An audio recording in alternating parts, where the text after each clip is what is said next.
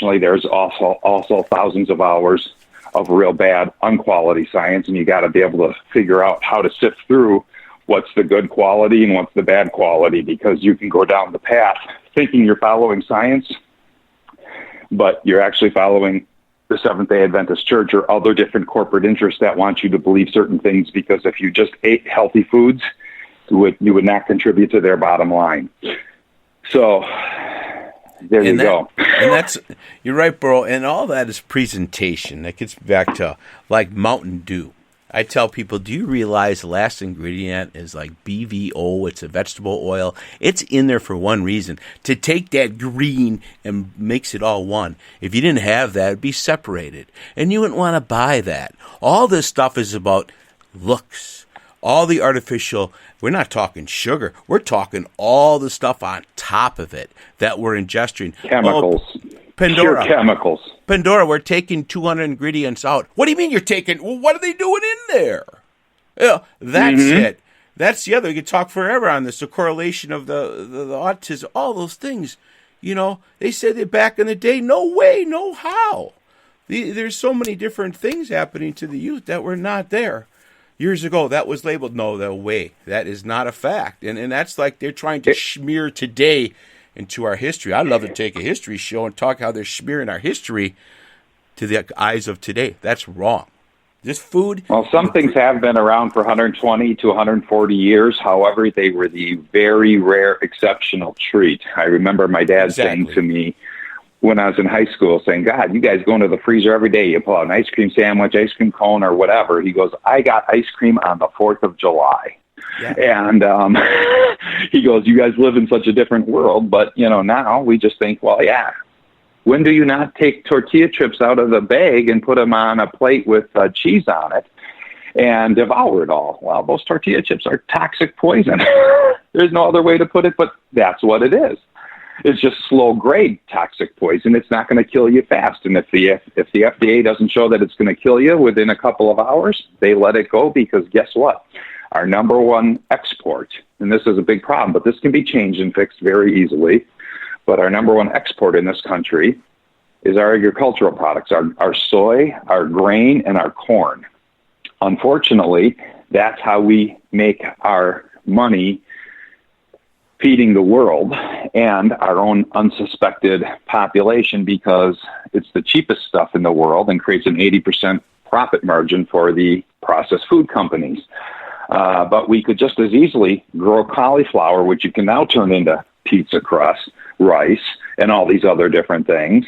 And, you know, I make fish fries all the time in my air fryer, and I will make, instead of potato pancakes, I make a cauliflower version of them, and they taste just amazing. I love cauliflower. Cauliflower is when they're on sale, it's like 2 for $5. I'm like buying 8 of them. I'm telling you, I'll eat it every day. Mm-hmm. All of that stuff. You're right. It's all that. And, you know, the other part of it, it's not every vegetable is good for everybody. You know, as a diabetic, the root stuff, no. We're no potatoes, no sweet. That's not a good combination. And especially grapes, orange juice, juices, no. We're not doing it. I don't go high and low sugar anymore because I don't have to take that, but that's what that's for. But you don't want to live in that world.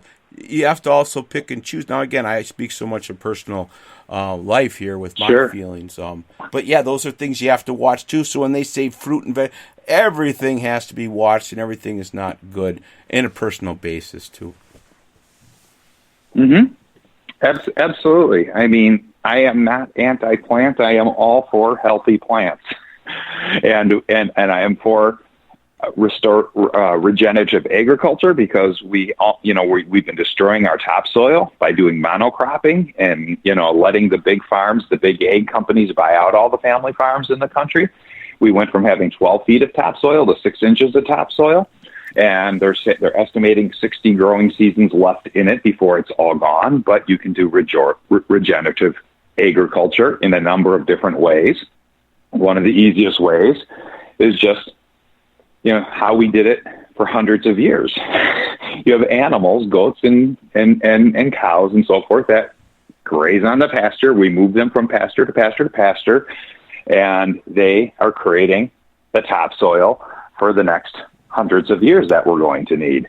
This is all so easily doable, and it's just going back to how we used to do it, but there's not a huge profit margin in there. And we've created these huge multicultural, world-based Monsantos of the world that, if we can't be selling fertilizer, we just can't have a world anymore, right? I mean, it's just insane how upside down everything has gotten. Yeah, it's we've lost our way in a lot of ways, but in the other hand, you can have discussions for feeding more people, and soda helps people that need some sugar. It's all different directions, and anything I talk about, I just love to discuss and have fun, and you have such great medical knowledge. I'm awesome, Brett. I love all that, and I'm just a touchy-feely. I go with I know, and I got another question kind of that's always hit me with my health is sweating. I have this big knee injury. I've been hurt for a year. I cannot do hardly anything. I cannot do any type, heavy workout. But sweating and sauna and steam rooms is one thing that I found. Even if you can't do that, it still helps. It's almost like church. And I'd sit there with the dudes and be like, yeah, you are right, because we'd always be in there. That is one thing that the world has. Finland, the world, they all got these sweat boxes. There's something about that too. We need to. I always think it's like our body's being rebooted, because if we're not out of there in a half an hour, we're in deep trouble. And your body doesn't know you're just having a good time. It's doing something. It's mechanically or on a cellular level, should I say, when you're sweating. Think about it. We all started around the equator. We all had all of the sunlight. We all had all of the heat, and we had all of those things when as a species we started before we migrated across the world. That was kind of how we all got rolling. Yeah. So I have not yet dove into the science behind all of it, but everybody who I do tend to follow, they'll talk about the benefits of it.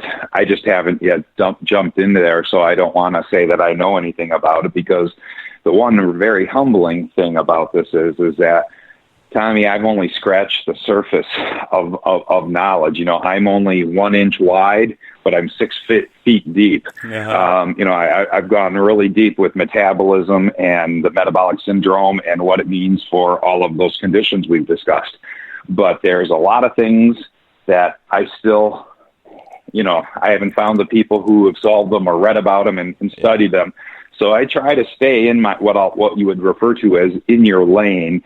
And because I like to talk, and I'm naturally an outgoing and salesy kind of a person, I'll talk about anything with anybody. Right. But I don't want to say I know or am talking about science if I haven't dug into it and I can't really explain it. So I don't want to go there because there's too much for me to learn. And, going back to those pictures of the 60s of Woodstock, I was not part of that. I've lost 1 billion pounds in my life. I'm one of these yo-yo weights forever. And I overate when I was young. So we're not talking about this. It has been life. Either get it together, my friend, me, years back, or a lot of things are going to be having to be taken care of. Because I remember the nurse saying, you're going to lose your feet, you're going to lose and I'm like, And I've never been on insulin, man. This is pills for 19 years, just one metformin now. And that's it, baby. And I don't even test it anymore. So it became that. You either move or, lose it. And God bless everybody that isn't. I'm just trying to get some info. And big thing for me was green tea, cinnamon, turmeric, almost like that Eastern culture needs to come in with our prevention. Like you were saying, I really love what you're talking about, what you do. You get out, because you get people thinking, my formula is for me or whatever. It's different for everybody, but we're all beings and we know how we feel. And we're always looking for another answer or another thought. Well, you're eating natural foods and you're staying away from the processed crap. And that's 90% of the solution. Then it's just a matter of finding out because 95%, we're all the same. Yes, we can all have different food allergies, and some of us have gluten tolerances and different types of things. However, it's amazing how many more of us are having it these days since we've changed our wheat crop without telling everybody. And most people just aren't yet had been exposed to enough of it to really grow a tolerance to it. But, oh my God, you get people off of the crap and all of a sudden all the irritable bowel goes away. All of a sudden all the digestive issues and the PPI, the need to be taking all these pills and everything just goes away. So, that's why the companies of the Coca-Colas, the pharmaceuticals, I'm not saying I'm anti-drug and that I don't want us to have drugs. There are great drugs that are needed out there, but it's just so against their revenue stream to allow the world and to promote, just eat real foods. Get off the processed crap, because the processed crap creates the need for the ever-growing healthcare system that we can't afford any longer in the way that it is right now. I mean, we could wipe out 76% of all of the chronic progressive diseases, which just happen to be 75% of the cost of our healthcare system right now. We would wipe out almost, the need for 80% of our cardiologists, for our oncologists, and all of these different ologists. But I'm not saying we don't need doctors. We still need just as many people. We just need them being, going after what I would refer to more as, or I wouldn't, but the world refers to as functional medicine. Instead of treating symptoms with drugs to mask the symptom, let's get to the functional problem. What creates the problem? Well, the problem is the crap that you're eating and you're not exercising. And I don't want to go say, hey, you got to go start running, because I lost my first 40 pounds before I worked out once, just through changing what went in the mouth. And then I started, after looking at all the science, and I'm like, oh my God, you mean we build new brain cells? And, how many times have you heard in your life that, you have the same number of brain cells, and when you drink, you're killing them, which is true. But but now we understand you build new brain cells. And just like when you build new muscle cells, those new muscle cells start insulin sensitive, not insulin resistance like the ones you've had on your body all this time. Gotcha. So that's where I started. That's where the light went off for me, because I have a mom who, when she passed away, lost her mobility and everything and had to go into a home because of Parkinson's disease. And I'm just like, oh my God, the way to grow new brain cells is high-intensity interval training, lifting weights and high-intensity interval training. And so that's what I started doing. And it's incredibly rare that a day goes by where I don't exercise, but it has nothing to do with the desire for weight loss. I probably have slowed down my weight loss with the exercising, because people believe in the calories in, calories out model. And that's, if you're an automobile engine, the laws of thermodynamics work. In our body, we have 40 different hormonal plus systems out there that are very tightly regulated. It's not what you're using, it's what your hormones do with what you eat. That's what dictates everything that's going on, and you're either feeding health or you're feeding disease with every forkful. That's kind of the cornerstone of my message. Yeah, and a lot of it is our ancestors were trying to fight, reset things that we really need not do. You know what I mean? That whole different diet you were saying. We go back to where we used to be. Absolutely. And things seem to change for everybody. And, and again, these are just personal stories. When I start feeling better, try to share what I do know. And that's what you're doing, Brett. And man, that's amazing stuff, bro. We could talk forever. We've been on here an hour. Well, it's an hour and 13 minutes right now. We've been rolling here. I love it, buddy. I like to talk too much, Tommy, so sorry if I hurt your ears.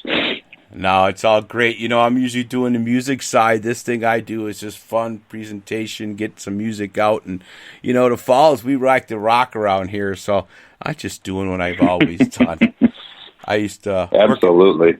In the internet business, I was exec PC, and I did the radio show on TMJ, and then I did some radio in Madison at the university. And through that, they had a class, Blog Talk Radio, and I thought about it. And a couple years ago, I started putting away on this stuff, and this is how it just became, And it was such a pleasure, Brett, to invite you on and get me thinking about different subjects and laugh with me, laugh at me. Hey, it's live. It is what it is, because, all this health, tomorrow I may not wake up. My arteries might be really big, and that's the way it is. But just trying to do our best. If anything, through this pandemic, I think maybe a lot of things will change because